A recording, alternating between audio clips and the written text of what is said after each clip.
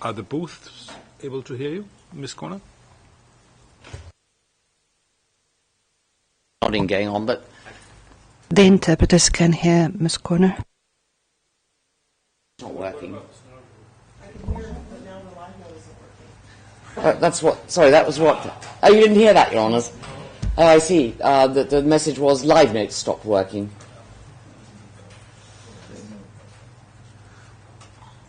Let's press on, shall we? Right. I assume that it would just be taped and then the transcript. Your Honours, can I go back to answering Judge Harhoff's question? And really, I should have not required any time because I had completely forgotten. Well, please let me clarify. It was only because you have charged the two accused with persecution that we were left with this question. And rather than having to guess what the prosecution's position is, we thought we might as well use this occasion to get a view on it. Thanks.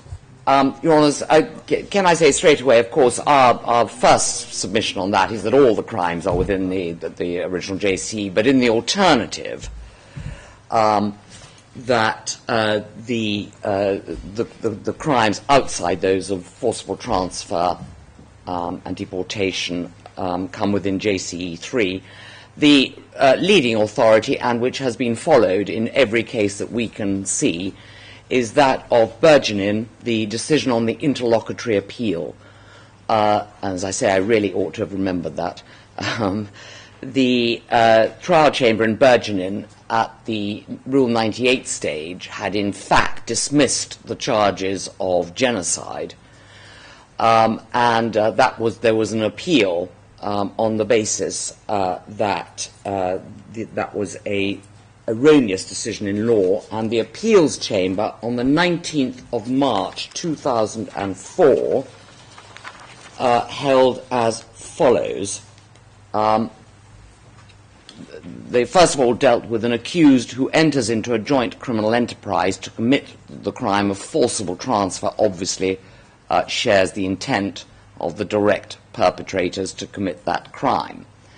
However, if the prosecution can establish that the direct perpetrator in fact committed a different crime and that the accused was aware that the different crime was a natural and foreseeable consequence of the agreement to forcibly transfer, then the accused can be convicted of that different offence.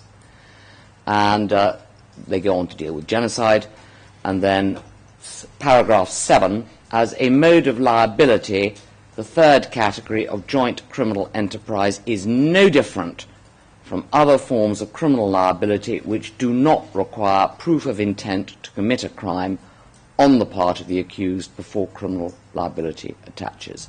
Your Honour, that was most recently cited in the Karadžić case at one of the early legal decisions. So, Your Honour, that's the situation, we say. And does that, in the prosecution's opinion, cover cases where the additional foreseeable crime was a crime that carries a special intent? Yes, because this actually dealt with genocide, and you can't have more of a special intent than genocide. I agree, just to be sure. Yes. Thank you very much. Yeah. Your Honour, thank you for that. And while we're on that, can I, it is rather more factual, but dealing with Miss Butler's review of the sentences, the sentence that was passed on Mr. Burgenin, it was originally 35 years. She didn't mention that, but reduced to 32 on appeal. Your Honours, may I then turn, as I say, very quickly to some of the more minor legal issues that have arisen from the final briefs of the accused. Your Honours, starting with Stanišić, please. At paragraph 7 of their final brief.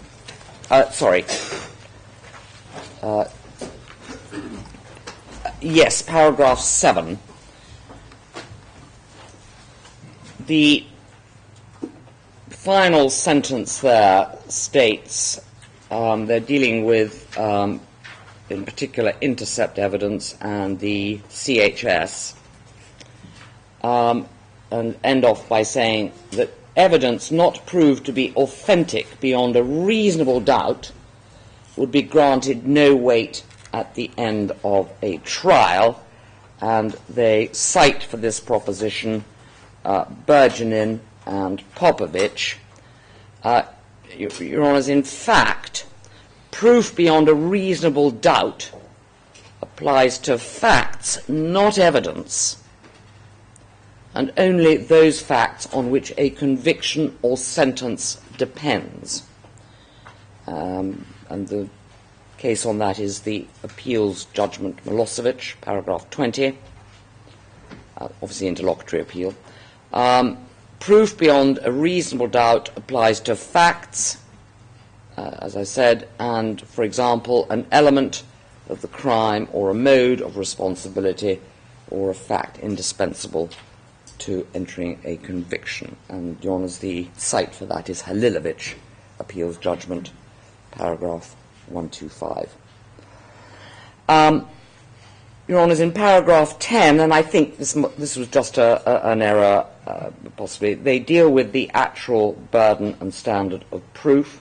They rightly deal with the fact that it has to be a reasonable doubt until the penultimate sentence of paragraph 10, where they say, if at the conclusion of the proceedings there is any doubt that the prosecution has established the case against the accused is entitled to the benefit of that doubt. It is, of course, any reasonable doubt, not fanciful or the like. As I say, I think that was just a drafting error.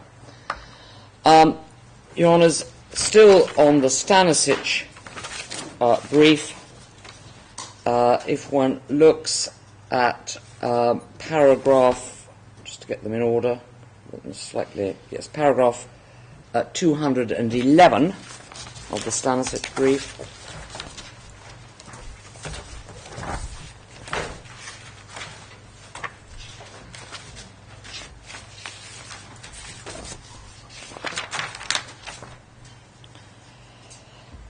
There they deal, this is the part of the brief that deals with resubordination and its consequences. And at the end of that paragraph, on page 84, they say international law governing armed conflicts, recognizing that members of the police may be incorporated into the armed force through subordination to the army, and that subordinate members of the police lose their status as civilian policemen and gain the status of military personnel and thereby become legitimate targets.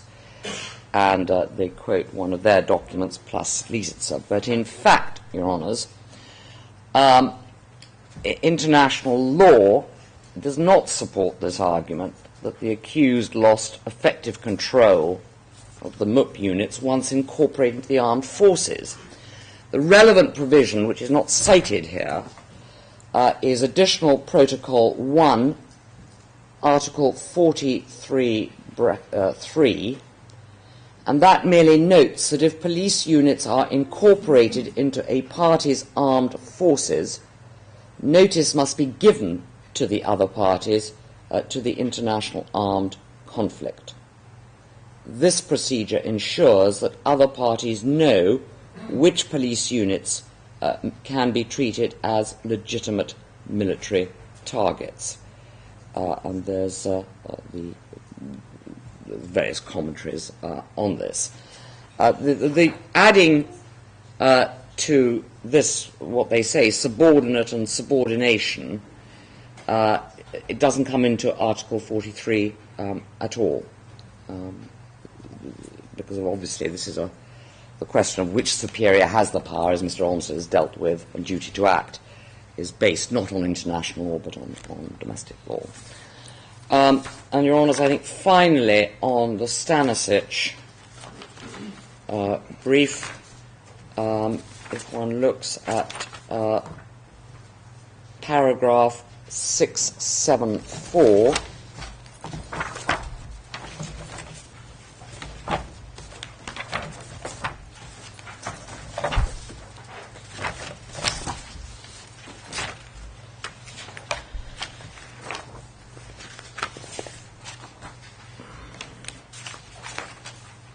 this is already one, there are three paragraphs but one topic.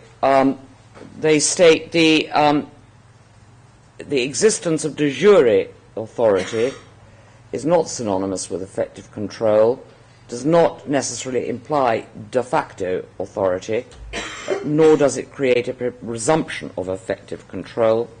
And they cite Halilović and Oric.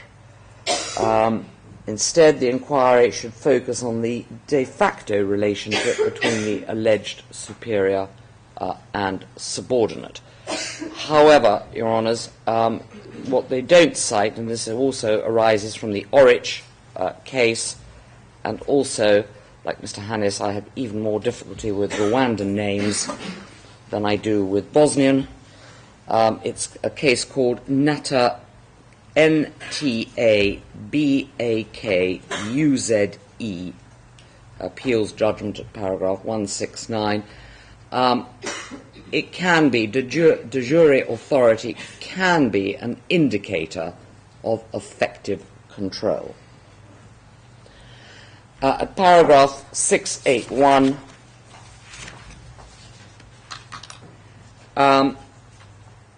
they distinguish between a non-military superior and a military superior, and they quote the Rome Statute. Your Honours, in our submission, there's no separate mens rea for civilian superiors. The same mens rea requirement applies to both civilian and military superiors. The cases on that point are Djordjevic, Milutinovic, another Rwandan case, both of them trial judgments, I should add, obviously. But this one is an appeals judgment, BAGILISHEMA,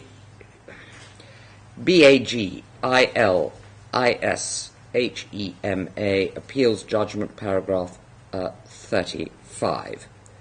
And we submit that although the Rome Statute gives different mens rea, that is not reflective of customary international law.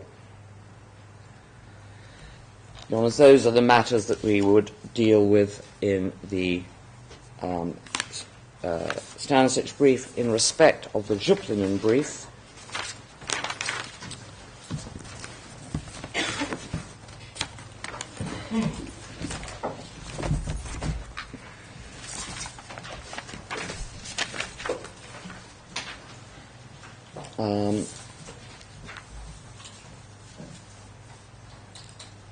Your Honours, the first is paragraph 24.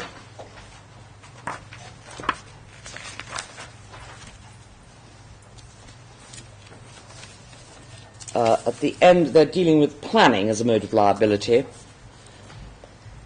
At the end of that paragraph, they say the defendant must be proven to have possessed the state of mind required by the underlying offence with which he is charged, and to have directly or indirectly intended that the crime in question be committed.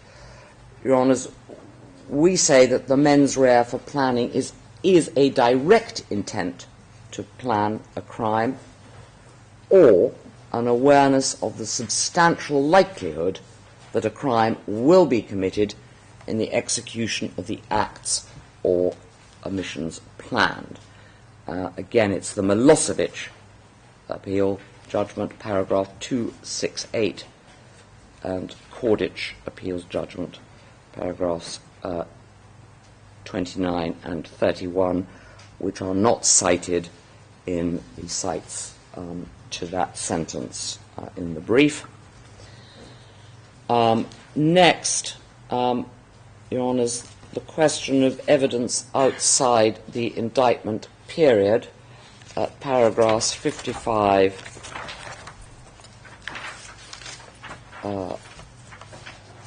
and 60, I think it is, yes. Your Honours, they assert that it's impermissible, in paragraph 55, for the trial chamber to give consideration to any events subsequent to the indictment period in determining his responsibility for acts taking place between the 1st of April and the 31st of December. Your Honours, we say that is really incorrect. Your Honours are entitled to look at evidence outside the indictment period.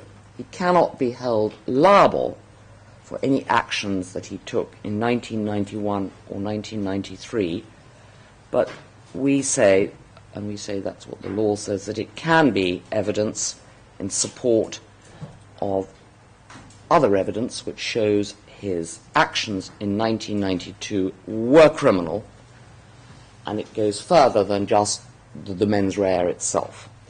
And, Your Honours, we set it out in paragraphs 714 to 717 of our brief, because we say his actions in 1991, for example, are directly referable to his participation in the common plan.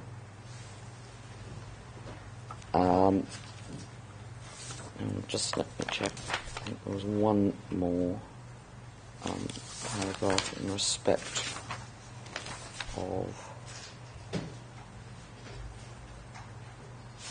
Maybe that was it. Oh, yes, sorry, Honours. I should have gone one. If you go back to paragraph 21...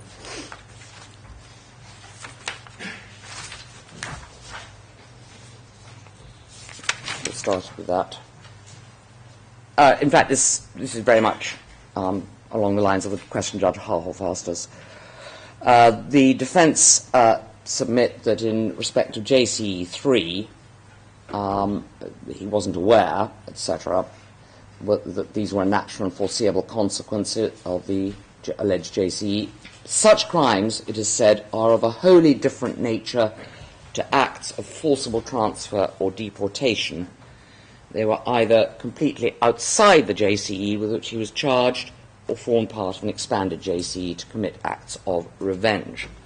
Now, obviously, what amounts to the JCE 3 crimes in a particular case is a factual question, but the crimes that we have charged of persecution, extermination, murder, torture, cruel treatment have already been found to be the natural and foreseeable consequences in many cases before these tribunals of one where the actual intention was that to forcibly transfer or deport. And we take leave to differ with the assertion that these crimes are of a wholly different nature to such an extent they cannot be JCE crimes. And, Your Honours, there's a host of different cases that support that. So, Your Honour, those are the matters that we would wish to raise. Thank you, Ms. Corner. Yes, Mr. Zečević. Well, Mr. O'Sullivan will address first, and then I will address the part which Mr. Olmsted was referring to, and Mr. O'Sullivan will address the rest of the submission. Thank you. Your Honour, I will respond to what Mr. Hannes said about the OTP interview with Mr. Stanišić. Just to remind the Chamber that Mr. Stanišić was interviewed as an accused person after his initial appearance while on provisional release.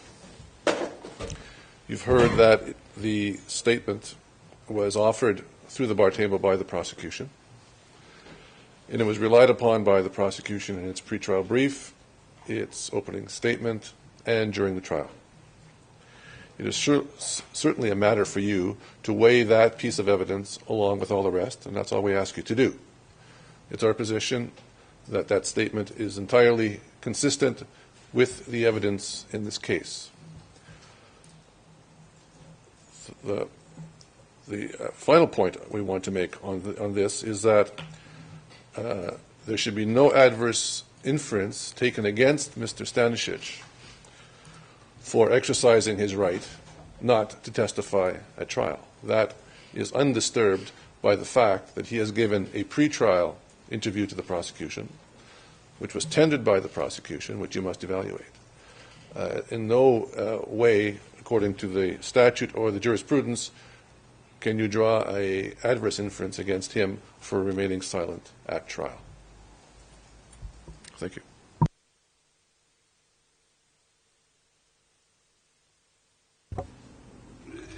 Mr. Sullivan, there is no question about the Chamber not drawing any adverse inference from the fact that your client has refused or has declined to testify. This is not the issue. I think the issue was rather whether the consent by your client to have the statement used during trial, whether that would have any impact on the weight which should be given to the statement.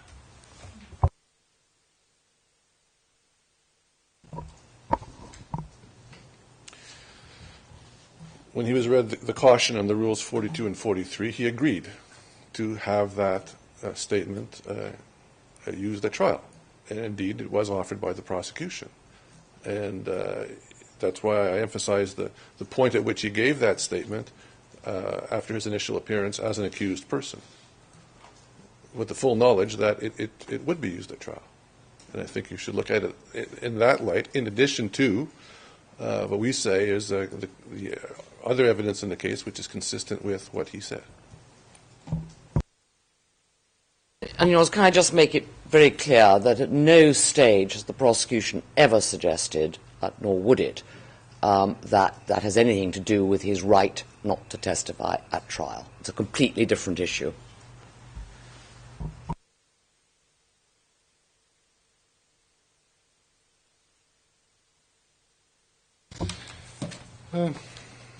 Your Honors, with your leave, I will speak in Serbian. Sorry.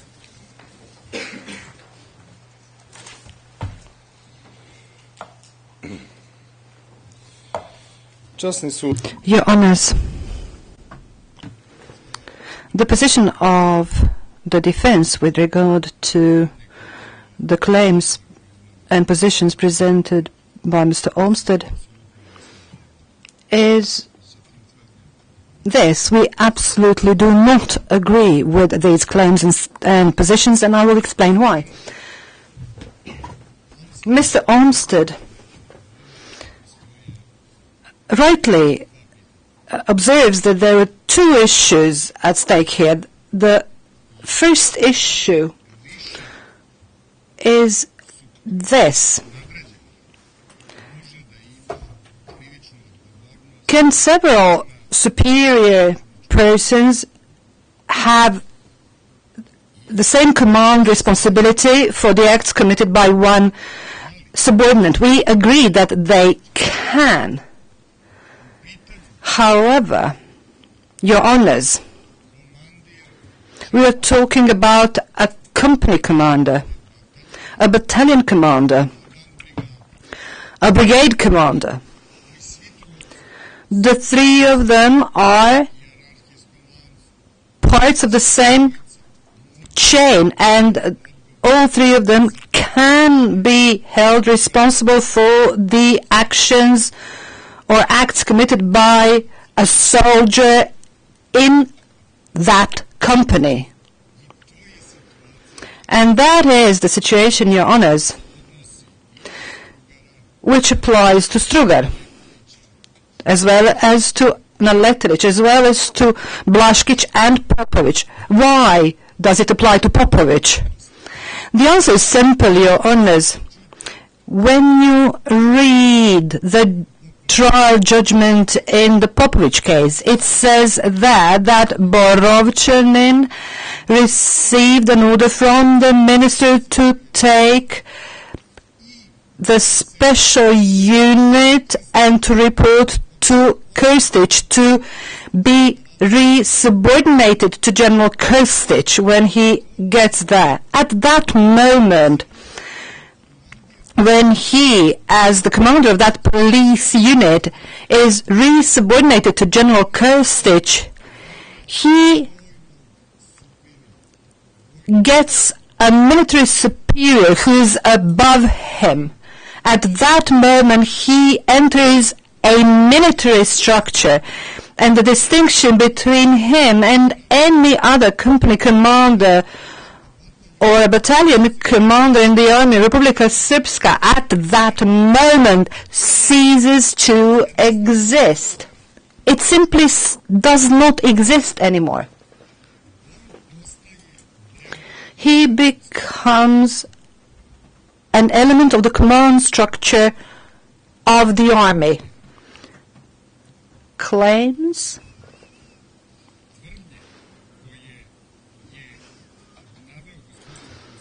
proffered by Mr. Olsted apply to an entirely different situation. I don't have the exact reference number. However, he spoke on page 48 of today's transcript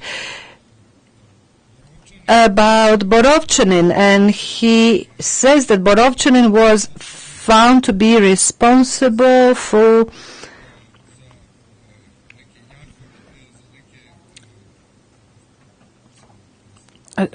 please bear with me, for a unit from Mount Jahorina which was under the command of the Bratunac Brigade on the 12th and the 13th of July. Your Honours, this is an identical situation.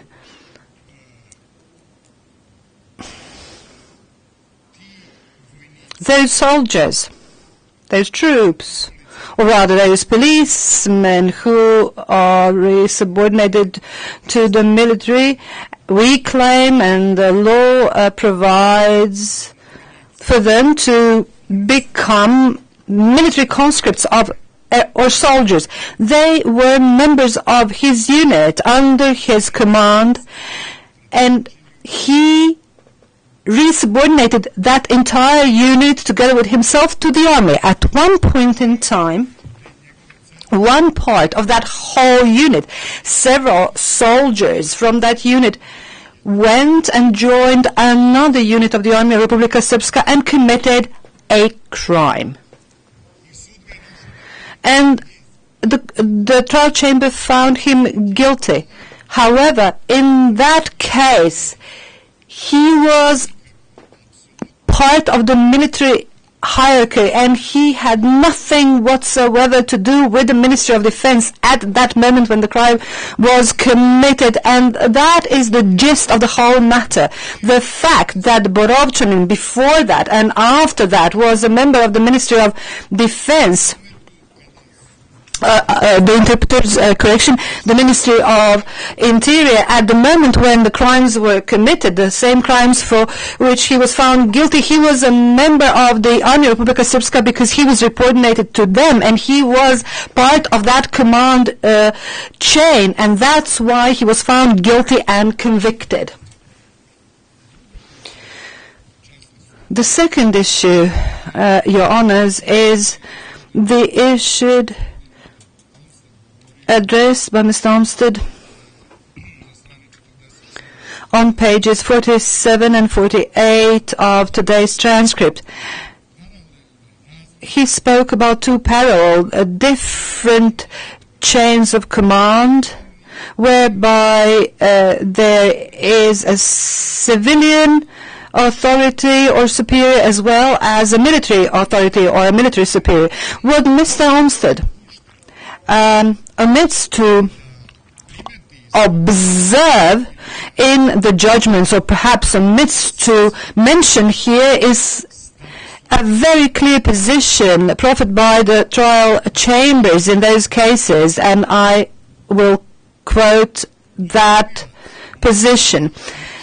A perpetrator must obviously and clearly, and I underline obviously and clearly, be within the hierarchical chain of command of the accused. And this is the situation that we're talking about. They found that the prison warden was obviously and clearly superior to those who committed the crime at the moment when the crime was committed. And this is a fact that was established. And we cannot draw any parallels with this case. We're not talking about dual authority or double authority. In that sense, the prosecutor's assertion that what is at issue here are general legal principles that you should be governed by, and that you should influence your decision-making process when you are considering these facts, is incorrect.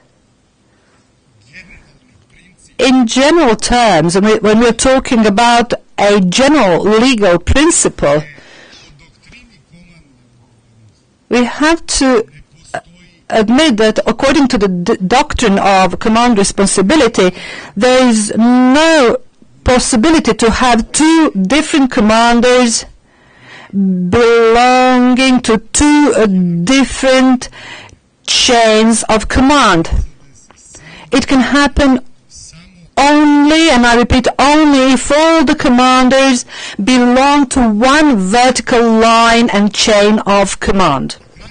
At the end of the day, the gist of the matter when it comes to effective control, that in theory, it is theoretically impossible to have two different chains of effective control, two lines of effective controls, because one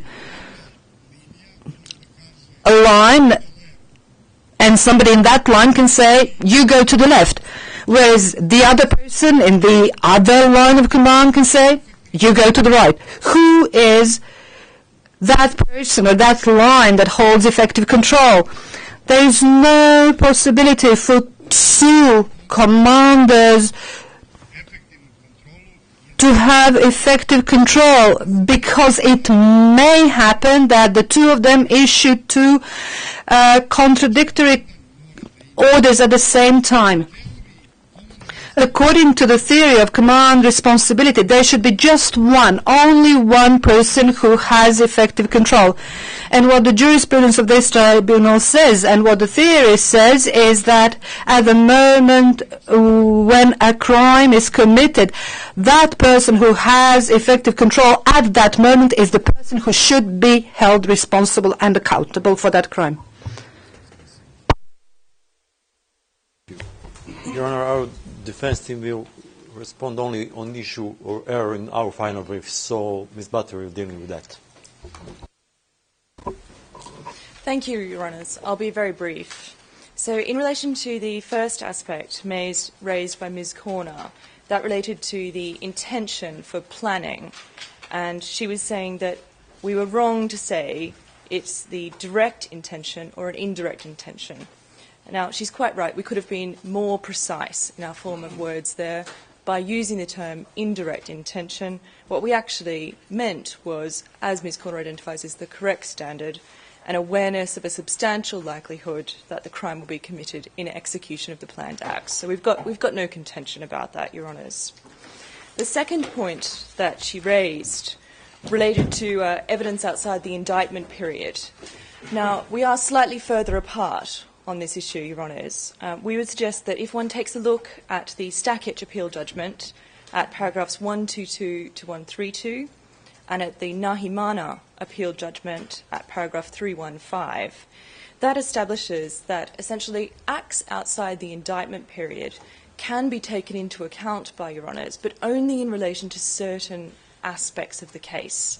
So one aspect is in relation to whether or not the crimes are committed in a widespread and systematic fashion as a sort of one of the elements of the chapeau for crimes against humanity.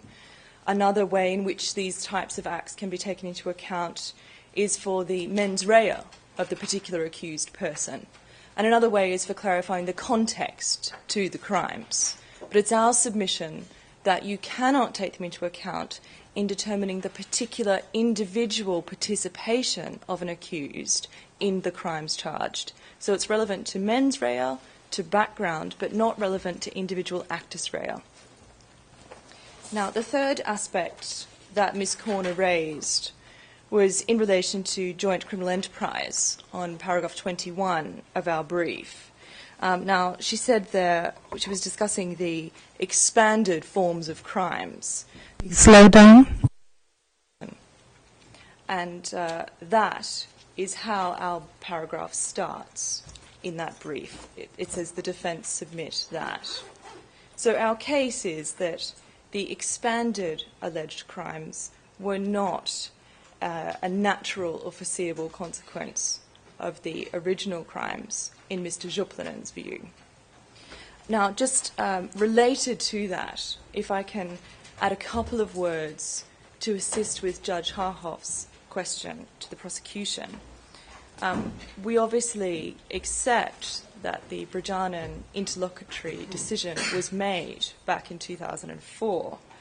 What we would suggest for your honours that if you were tempted to enter into a conviction on the basis of for a specific intent crime under JCE 3, that one would need to be extremely careful about the position under customary international law for that mode of liability in 1992. I'm sure that your honours are aware, but that particular interlocutory decision from 2004 has been heavily criticised by academic commentators, and not the least of those is His Honour Judge Kisese, who's written a very compelling criticism of that, and that's in the Journal of International Criminal Justice in 2007, your honours. So we would just suggest that one would need to be cautious about the position under customary law in 1992. Thank you.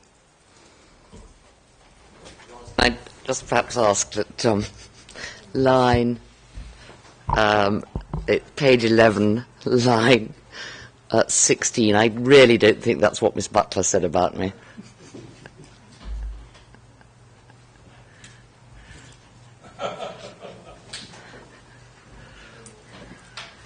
I think she actually said it. She's quite correct. I can confirm that, Ms. Corner. Thank you.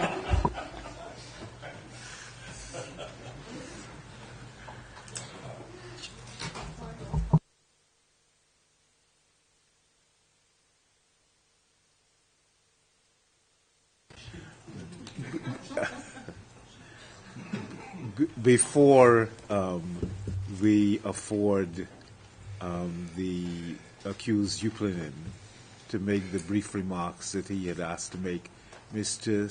Zečević, is there a like request on behalf of your client? No, Your Honors. Thank you.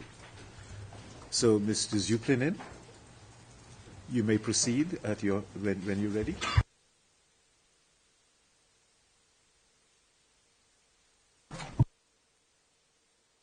Hvala vam, gospodo sudije, što ste mi dozvolili. Thank you, Your Honors, for allowing me to speak at the end of this trial.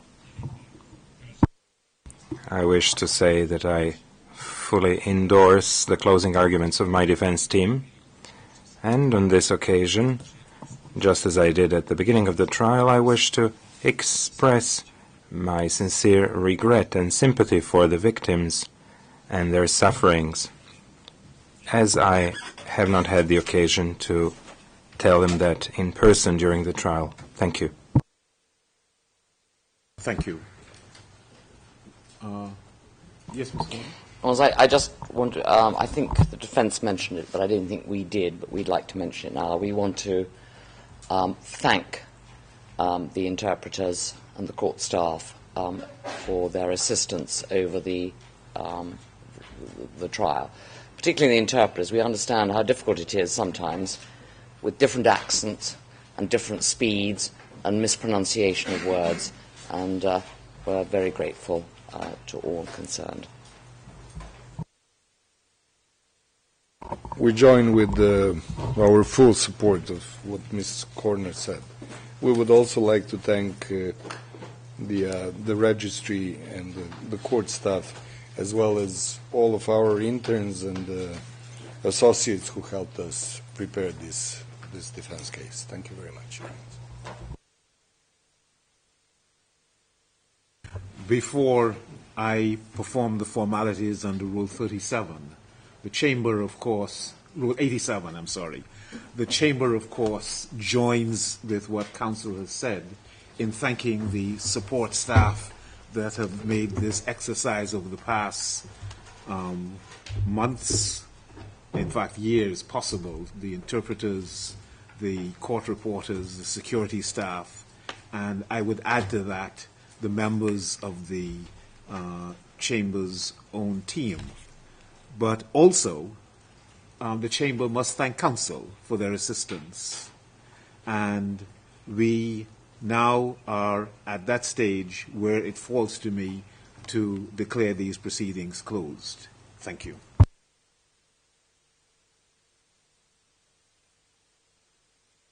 All rise fearfully.